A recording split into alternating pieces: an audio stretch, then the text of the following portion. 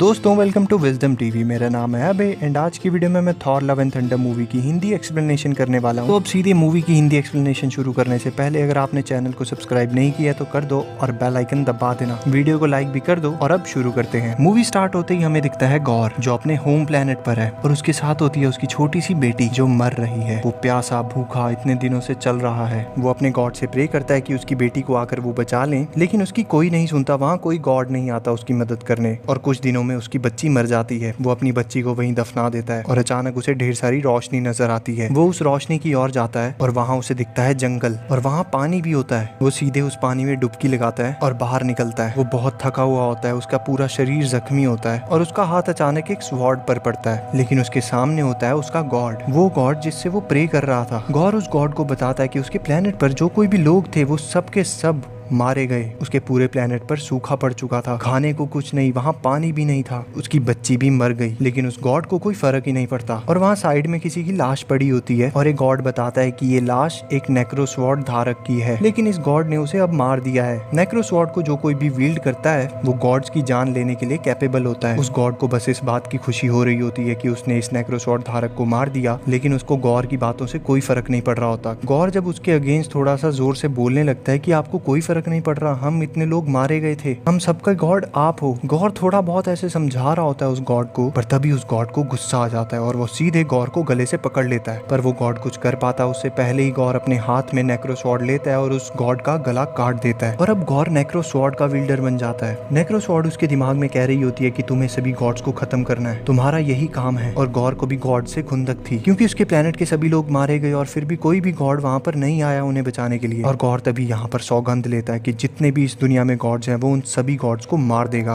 और फिर हमें दिखता है कॉर जो किसी दूसरे प्लेनेट के लोगों को थॉर की कहानी सुना रहा होता है। वो उन्हें बताता है कि थॉर कैसे छोटा सा फिर बड़ा हुआ, एक जाबाज योद्धा बना और उसकी लाइफ में कितनी लड़कियां आई और कितनी गईं, पर उसका सच्चा प्यार था सिर्फ एक, जेन फॉस्टर। लेकिन प्यार की जंग में थॉर हार गया। वो आगे उन लोगों को बताता है कि थॉर का तो समय ही खराब चलता रहा। पहले उसकी माँ मरी, फिर उसका बाप, फिर उसके कुछ दोस्त, फिर हेमडाल और उसका भाई, वो तो 3 बार मर गया। लेकिन थॉर ने हार नहीं मानी। उसने अपनी एक टीम बनाई गार्डियंस ऑफ द गैलेक्सी और फिर उसने दिन भर मेहनत की और वो फिर से फिट हो गया। उसके बाद उसने बहुत सारी जंग लड़ी, बहुत गुस्सा बाहर निकाला, लेकिन जो उसके दिल में दर्द था वो कभी ठीक नहीं हुआ। इसीलिए वो चला गया शांति पाने और वो तब तक वहाँ से वापस नहीं आएगा जब तक उसे कोई कह ना दे कि थॉर तुम्हारे बिना हम ये जंग नहीं जीत सकते। और फिर हमें दिखता है कि थॉर के पास स्टार लॉर्ड आया है और स्टार लॉर्ड थॉर से कहता है थॉर हम तुम्हारे बिना ये जंग नहीं जीत सकते। थॉर उठता है, अपना म्योनिर उठाता है और जंग के मैदान में पहुंच जाता है। फिर वहां पर हमें कुछ एलियंस दिखते हैं जो थॉर से कहते हैं प्लीज हमारी मदद कीजिए, हमारे गॉड्स को किसी ने मार दिया है, इसीलिए हमारे प्लेनेट को प्रोटेक्ट करने के लिए अब कोई भी नहीं। और इनके प्लेनेट्स पर कुछ गुंडे मवाली इनके टेम्पल्स को लूट रहे थे। थॉर तैयार होता है और बस कुछ ही मिनटों में उन सभी गुंडों को खत्म कर देता है। और फिर ये एलियंस थॉर को 2 बकरे देते हैं थैंक यू के रूप में। और फिर हमें दिखती है जेन फॉस्टर। हमें पता चलता है कि जेन फॉस्टर को कैंसर हो चुका है, वो भी 4th स्टेज। फिर थोड़ी देर बाद Jane Foster as guardian books पढ़ रही होती है और उसमें लिखा होता है कि म्योनिर आपके शरीर को अल्टीमेट हेल्थ और स्टेमिना देता है। और फिर हमें अगले ही पल दिखता है नया एसगार्ड और उसकी किंग वल्केरी जो इंसानों के साथ काफी ज्यादा घुल मिल गई है। और फिर हमें दिखता है एसगार्ड पर म्योनिर के टूटे हुए टुकड़े पड़े हुए हैं। सभी लोग टूटे हुए म्योनिर को वहाँ पर देखने आए होते हैं, जिस तरह म्यूजियम में या फिर किसी आर्ट गैलरी में लोग पेंटिंग्स देखने आते हैं। जेन फॉस्टर भी वहाँ पर आई होती है, उन टुकड़ों की ओर ध्यान से देखती है और उन टुकड़ों में से अचानक से बिजली निकलने लगती है, वो हिलने लग पड़ते हैं। और फिर अगले सीन में हमें दिखता है कि थॉर और कॉर्ग अपने बकरों के साथ गार्डियंस ऑफ द गैलेक्सी की शिप पर हैं। Guardians of the Galaxy videos देख रहे होते हैं जिनमें लोग मदद मांग रहे हैं और उन्हें पता चलता है कि काफी सारे प्लैनेट्स के गॉड्स मारे गए हैं और वो सभी लोग जो मदद मांग रहे हैं उन सबकी एक साथ मदद करने के लिए स्टार लॉर्ड प्लान करता है कि थॉर और guardians of the Galaxy split up हो जाएंगे। और जुदा होने से पहले स्टार लॉर्ड थॉर को समझाता है कि तुम्हें बस अपने दिल की सुननी है, तुम हमेशा अकेले नहीं रह सकते। फिर स्टार लॉर्ड और गार्डियंस ऑफ द गैलेक्सी निकल जाते हैं वहां से और वहां बचते हैं सिर्फ थॉर, कॉर्ग और वो 2 बकरे। थॉर और कॉर्ग स्टॉर्म ब्रेकर की मदद से बायफ्रॉस्ट से होकर एक प्लेनेट पर पहुंचते हैं जहां पर गॉड्स को मारा गया है और वहां पर जख्मी हालत में पड़ी होती है लेडी सिफ। और लेडी सिफ से जब पूछता है है कि यहाँ पर क्या हुआ। फिर लेडी सिर्फ बताती है कि उसे कहते हैं डिस्ट्रॉयर ऑफ गॉड्स, वो सभी गॉड्स को मारना चाहता है, वो नेक्रोस्वॉर्ड धारक है और वो अब एसगार्ड जा रहा है। फिर हमें दिखता है गॉर एसगार्ड पहुंच गया है और उसकी नेक्रोस्वॉर्ड से बनाए हुए शैडो मॉन्स्टर्स वो एसगार्ड पर अटैक कर रहे हैं। पर तभी वहाँ पर वल्कैरी और थॉर आ जाते हैं और वो उन शैडो मॉन्स्टर्स से लड़ रहे होते हैं और अचानक थॉर को दिखाई देता है म्योनिर। थॉर म्योनिर को देखकर बहुत इमोशनल हो जाता है, वो उसे अपनी ओर बुलाने लगता है कि तभी वो देखता है कि म्योनिर दूसरी तरफ जा रहा है और वो जा रहा होता है माइटी थॉर की तरफ, जेन फॉस्टर की तरफ। पहले थॉर को पता नहीं चलता कि ये जेन फॉस्टर है, पर जब जेन अपना मास्क उतार कर थॉर को दिखाती है तो थॉर हैरान रह जाता है कि ये जेन फॉस्टर है। वो उसको देखकर कुछ बोल ही नहीं पाता, ऐसा इसलिए क्योंकि वो अभी भी जेन फॉस्टर से बहुत प्यार करता है। थॉर को अचानक घुटन सी होने लगती है, उसका दिल भारी सा हो रहा होता है। तभी जेन फॉस्टर कहती है कि हम बाद में बात करते हैं, पहले इन्हें देख लें। और थॉर कहता है हाँ हाँ ठीक है ठीक है। और फिर ये सब मिलकर उन शैडो मॉन्स्टर से लड़ रहे होते हैं कि तभी गॉर जंगे मैदान में कूदता है और थॉर से लड़ने लग पड़ता है। वो थॉर पर बहुत बुरी तरह से भारी पड़ रहा होता है, पर गॉर जैसे ही म्योनिर को पकड़ता है थॉर को गुस्सा आ जाता है और थॉर गॉर को उठाकर जमीन पर पटक देता है। फिर थॉर जब गॉर पर अगला अटैक करता है तो गॉर अचानक वहां से गायब हो जाता है, वो शैडोज में गायब हो गया होता है। और फिर गॉर एसगार्ड के सभी बच्चों को किडनैप करके वहां से ले जाता है। फिर जब सुबह होने लगती है तो थॉर और जेन फॉस्टर आपस में बात करते हैं। जेन फॉस्टर को लगभग याद होता है कि इतने साल हो चुके हैं उन्हें अलग हुए, लेकिन थॉर को पूरा टाइम, कितने साल, कितने दिन और कितने घंटे हो चुके हैं उन्हें अलग हुए। पर फिर भी थॉर कहता है कि इन चीजों का हिसाब कौन रखता है भला। फिर थोड़ी देर बाद एसगार्ड वासी जिनके बच्चे किडनैप हो चुके हैं वो एक हॉल में इकट्ठा हो जाते हैं।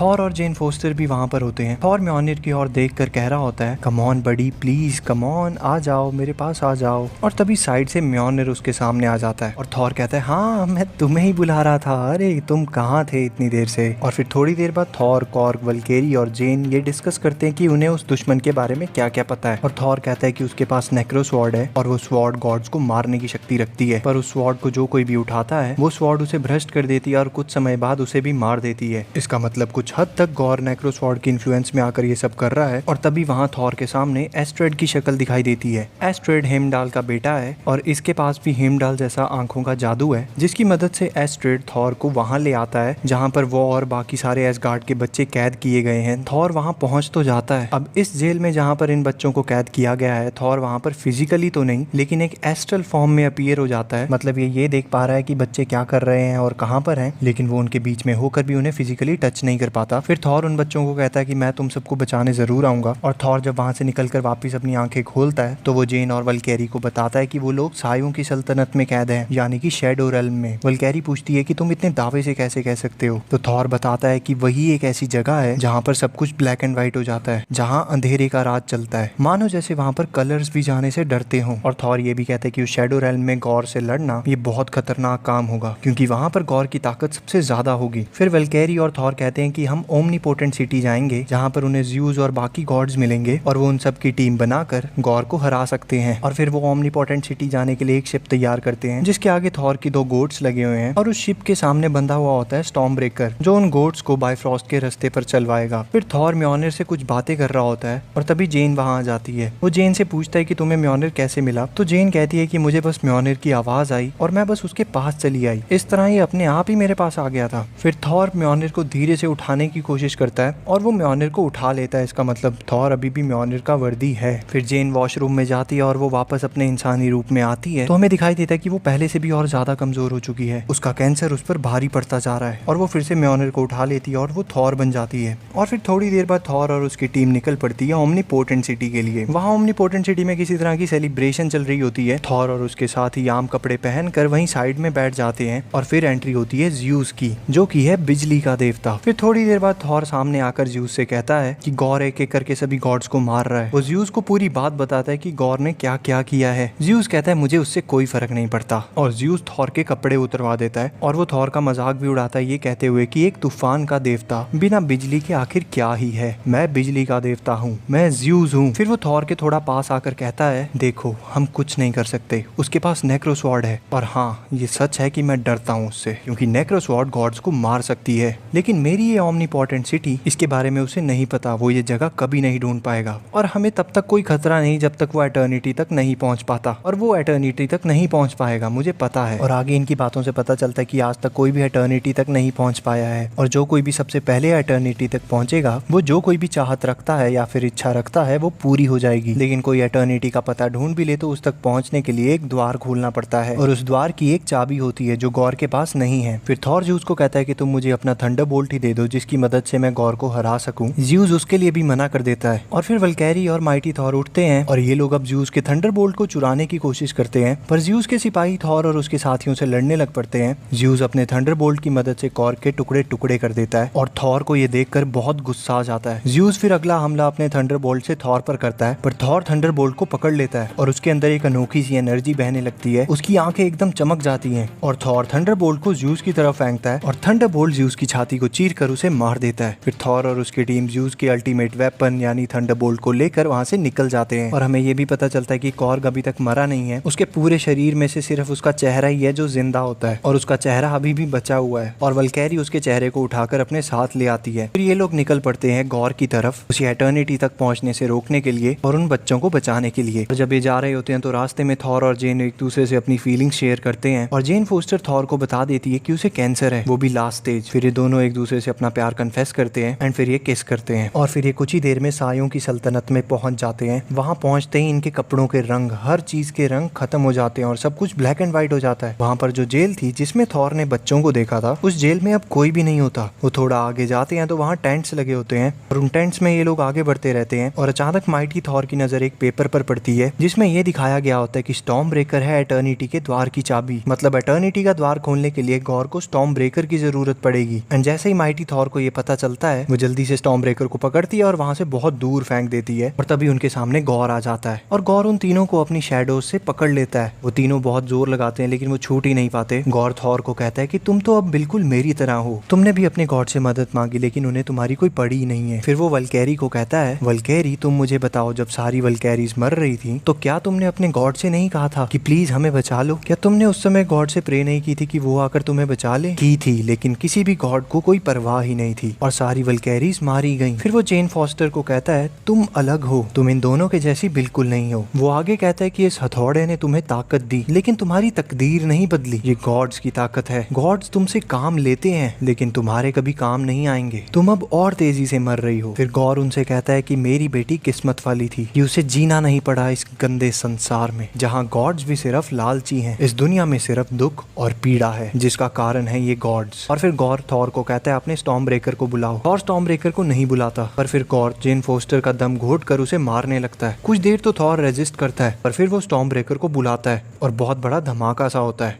फिर थॉर, वल्कैरी और जेन फॉस्टर मिलकर गॉर और उसके शैडो मॉन्स्टर्स से लड़ते हैं। इस लड़ाई के बीच गॉर ऑलमोस्ट वल्कैरी को जान से ही मार देता है और जेन फोस्टर वो कमजोरी से नीचे गिर जाती है। उसका कैंसर उस पर भारी पड़ रहा होता है। ये लोग बुरी तरह से हार चुके होते हैं और इतनी सारी डिस्ट्रैक्शंस के साथ अकेला गॉर से नहीं लड़ सकता था, इसलिए वो स्टॉर्म ब्रेकर की मदद से बाइफ्रोस्ट खोलता है और सबको एक साथ एसगार्ड पर पहुंचाने लगता है। लेकिन वो जैसे ही बाइफ्रोस्ट से होकर उड़ने लगते हैं, गॉर थॉर के हाथों से स्टॉर्म ब्रेकर को छीन लेता है और थॉर और उसके साथी बिना स्टॉर्म ब्रेकर के ही एसगार्ड पर पहुंच जाते हैं। और अब गॉर के पास एटर्निटी के द्वार को खोलने की चाबी है और अब वो वहां जा रहा है जहां उसे एटर्निटी का द्वार मिलेगा, यानी कि ब्रह्मांड के बीचों बीच। फिर हमें दिखता है पृथ्वी पर जेन फॉस्टर हॉस्पिटल में एडमिट है। थॉर जेन को बताता है कि म्योनिर की वजह से उसका कैंसर उसे और तेजी से मार रहा है। जेन कहती है, मुझे मरना ही है एक ना एक दिन, तो क्यों ना मैं खुल के जी कर मरूं और तुम अकेले गॉर को नहीं हरा सकते, मुझे तुम्हारी मदद करने दो। थॉर जेन को कहता है कि मैं तुमसे प्यार करता हूँ, मैं नहीं चाहता कि तुम मरो, मैं चाहता हूँ तुम जिंदा रहो। वो जेन को जैसे तैसे मना लेता है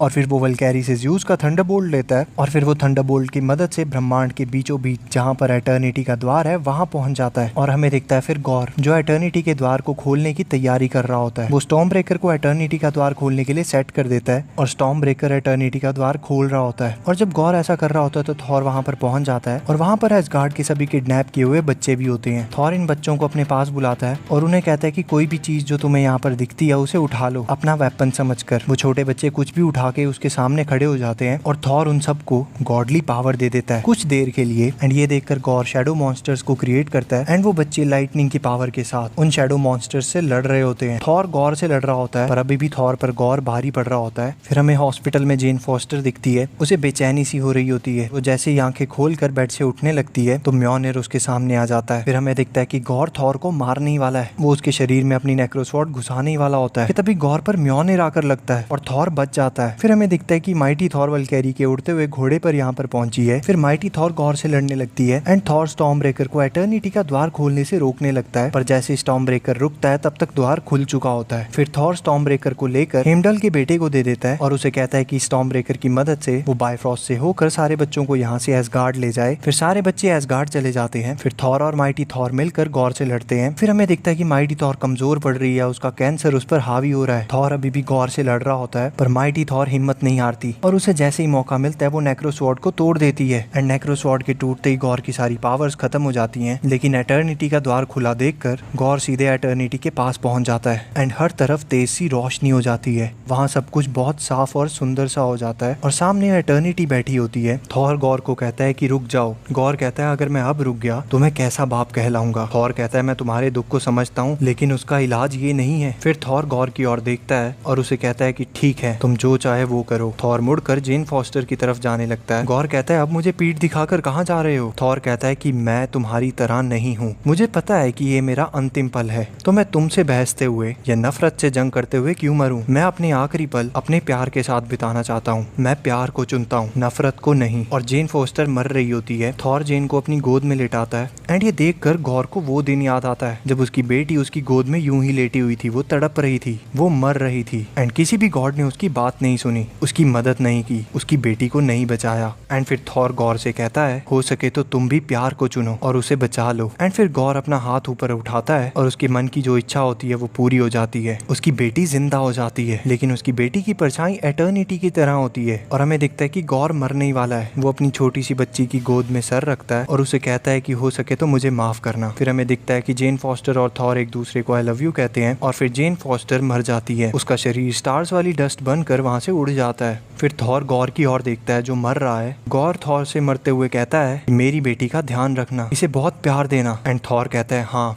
मैं दूंगा। एंड फिर गॉर मर जाता है एंड फिर हमें दिखता है कि एसगार्ड पर सब कुछ ठीक हो चुका है। माइटी थॉर का एसगार्ड में एक स्टैचू बनाया गया है क्योंकि उसने कुर्बानी दी थी इन सभी बच्चों को बचाने के लिए। और फिर हमें दिखता है थॉर जो ब्रेकफास्ट बना रहा होता है गॉर की बेटी के लिए और हमें दिखता है कि गॉर की बेटी के पास खतरनाक पावर्स हैं। एक्चुअली हमें यहाँ पता चलता है कि गॉर ने ये विश किया था कि उसकी बेटी फिर से जन्म तो ले बट एटर्निटी के थ्रू। इसका मतलब गॉर की बेटी के पास अब गॉड लाइक पावर्स हैं। एंड एट लास्ट हमें दिखता है कि थॉर अपने हाथ में म्योनिर को पकड़ता है और गॉर की बेटी के हाथ में स्टॉर्म ब्रेकर को पकड़ाता है एंड ये दोनों मिलकर बुरे लोगों को मारने निकल पड़ते हैं। एंड यहीं पर ये मूवी खत्म हो जाती है। एंड इसके बाद मूवी के एंड क्रेडिट सीन में हमें ये देखने को मिलता है कि ज़्यूस अभी तक जिंदा है और वो अपने बेटे हरक्यूलिस को कहता है कि तुम जाकर थॉर से बदला लोगे। एंड यहाँ पर एमसीयू में एक और नया कैरेक्टर ऐड हो चुका है, वो है हरक्यूलिस। ये बहुत खतरनाक कैरेक्टर है एंड ये लिटरली थॉर और हल्क दोनों को कांटे की टक्कर दे सकता है। इस कैरेक्टर के बारे में और ज्यादा जानना चाहते हो तो चैनल को सब्सक्राइब कर दो और बेल आइकन दबा दो। इस कैरेक्टर के ऊपर भी मैं एक वीडियो बनाने वाला हूँ। मैं थोड़ा सा पर्सनली इस मूवी से निराश हूँ। मैं चाहता था कि इस मूवी में गॉर को और अच्छे से दिखाया जाए एंड मूवी को थोड़ा कम फनी रखा जाता तो ठीक था, क्योंकि इस मूवी में गॉड्स मर रहे हैं, कोई मजाक नहीं चल रहा है। खैर छोड़ो, आप लोगों को मूवी कैसी लगी कमेंट सेक्शन में बताना मत भूलना। वीडियो को लाइक जरूर कर देना भले ही मूवी जैसी भी लगी हो। एंड मैं अपने चैनल पर कॉमिक्स की भी हिंदी एक्सप्लेनेशन देता हूँ। अगर आपने अभी तक death of doctor strange comic की हिंदी एक्सप्लेनेशन नहीं देखी है तो ये रही आपकी स्क्रीन पर, अभी क्लिक कर देखो। ये मिस करने वाली कहानी बिल्कुल नहीं है। मिलते हैं अगली वीडियो में, धन्यवाद। What is love? Baby, don't hurt me.